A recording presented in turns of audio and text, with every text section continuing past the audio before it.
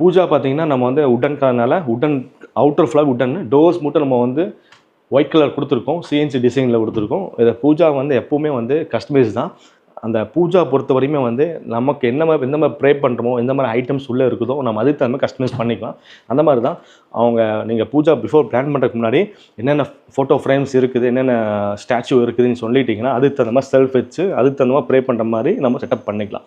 எந்த ஒரு டெப்த் வேணுமோ வேண்டாமா, ஒரு 2 ஃபீட்டா 1.5 இல்லை நம்ம சிட்டிங்கில் உட்காந்து ப்ரே பண்ணுற மாதிரி அந்த ஆப்ஷன்ஸ் நிறையா இருக்குது. பூஜா பொறுத்த வரையுமே நம்ம அதுக்கு தகுந்த மாதிரி நம்ம கஸ்டமைஸ் பண்ண முடியும். இது ஃபுல் அண்ட் ஃபுல் எல்லாமே கஸ்டமைஸ் தான்.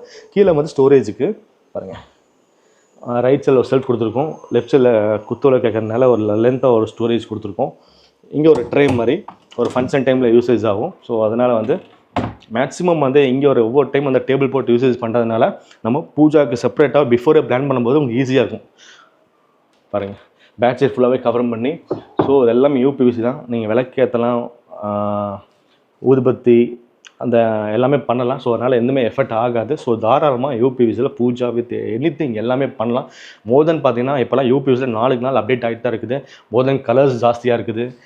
எங்கள்கிட்டே 30+ நியூ கலர்ஸ் லான்ச் பண்ணியிருக்கோம். தென் அது போல் மோர் தென் ஸ்ட்ரென்த்னஸாக இருக்குது. ஸோ தாராளமாக யூபிவிசியில் எல்லாமே பண்ண முடியுங்க. பிஃபோர் பார்த்தீங்கன்னா கலர்ஸ் கொஞ்சம் கம்மியாக இருந்துச்சு. இப்போ பார்த்து நிறைய கலர்ஸ் வரனால நிறையா ஆப்ஷன்ஸ் நிறையா இருக்குதுங்க. ஸோ தாராளமாக யூபிவிசியில் நம்ம இன்டீரியர் ஒர்க் பண்ணலாம்.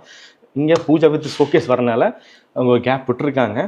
அந்த இடத்துல பேக் சைட் ஃபுல்லாக வால் இல்லாமல் வால் கம்ப்ளீட்டாக பேனலிங் பண்ணி ஒரு டிசைன்ஸ் கொடுத்துருக்கோம். இந்த வால் பேனலிங் பண்ணால் கொஞ்சம் ஹைலைட்டாக காமிக்கும்.